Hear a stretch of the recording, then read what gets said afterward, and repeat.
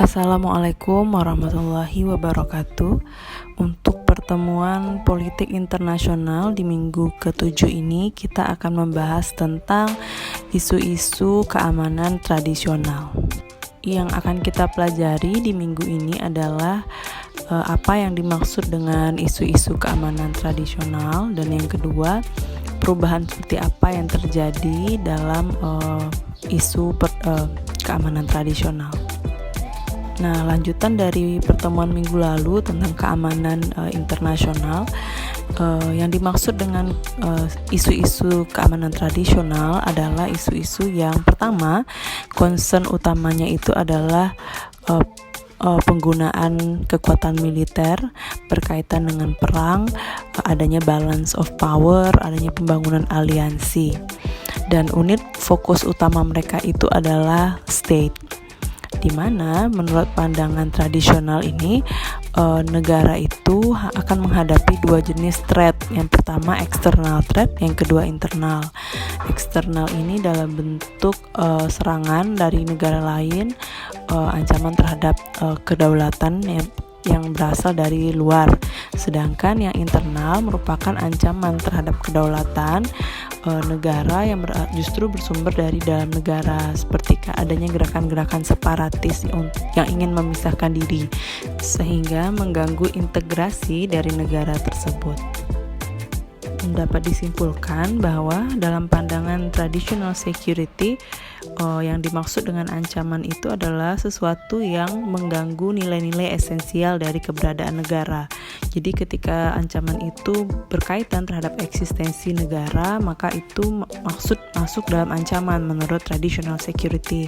Yang kedua itu berkaitan dengan integritas teritorial, seperti yang disebutkan tadi bahwa gerakan-gerakan separatis yang berusaha untuk memisahkan diri.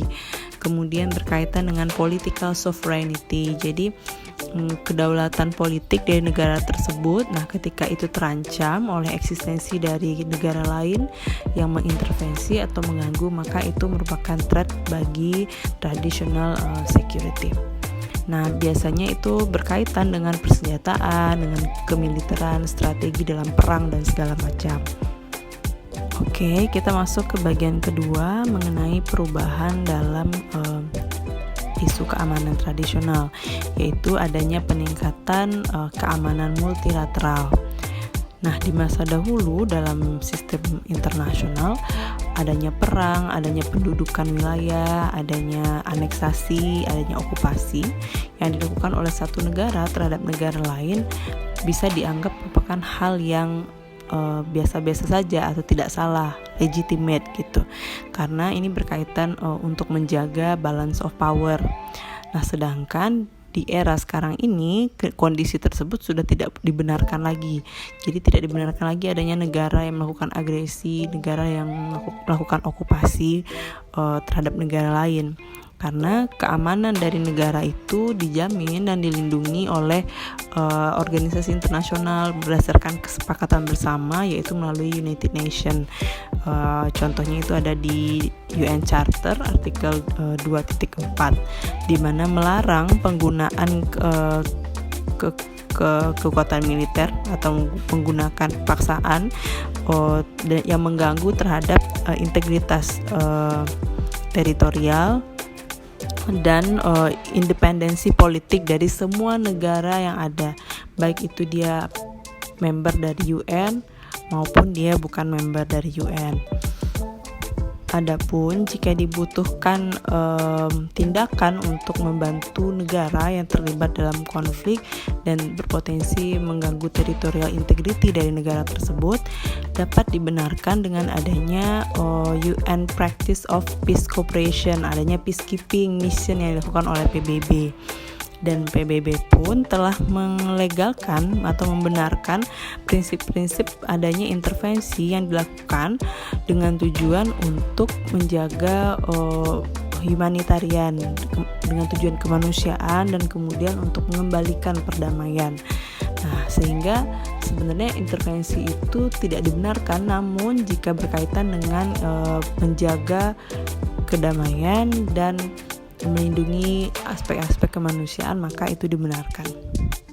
Nah, Yang menjadi masalah adalah dengan adanya multilateralism ini, di mana adanya kesepakatan antar negara-negara untuk terlibat dalam sebuah agreement bersama terkait security, maka tercapailah sebuah tujuan bersama terkait keamanan ini, yang kemudian menjadikan keamanan dari satu negara itu keamanan itu bukan lagi terkait dalam aspek national security, namun itu telah menjadi public goods milik bersama dari negara-negara yang telah berjanji atau telah bersepakat dalam kesepakatan multilateralism, sehingga potensi untuk adanya intervensi itu justru semakin meningkat. Hal ini bisa dilihat dengan adanya beberapa konflik seperti perang di Suriah. Dapat kita lihat bahwa aktor-aktor yang terlibat dalam perang tersebut seperti Amerika, seperti NATO, Rusia, dan Turki, Iran, mereka mengatasnamakan tindakan mereka untuk mengintervensi konflik tersebut sebagai upaya untuk mengembalikan perdamaian, seperti itu. Karena adanya kesepakatan perjanjian untuk perjanjian keamanan antar negara, seperti yang saya sebutkan tadi, bahwa keamanan dari satu negara itu telah menjadi keamanan bersama, public good, sehingga negara-negara lain merasa dia punya hak dan punya kepentingan untuk melakukan tindakan terhadap permasalahan yang ada di dalam lingkup domestik dan negara.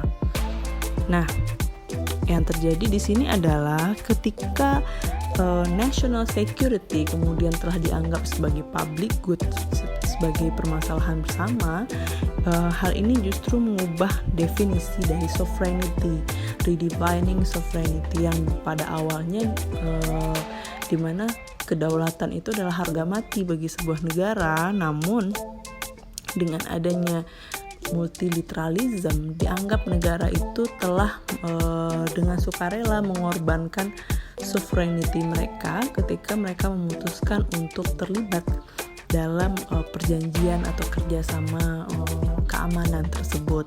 Nah, inilah mungkin perbedaan signifikan antara traditional security issue yang ada di era sebelumnya dengan di era dimana sudah banyak sekali regional organisasi yang berusaha untuk membangun security governance bersama.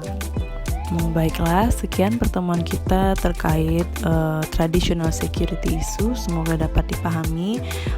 Jika ada pertanyaan, kita akan diskusikan di WhatsApp group. Terima kasih atas perhatiannya. Assalamualaikum warahmatullahi wabarakatuh.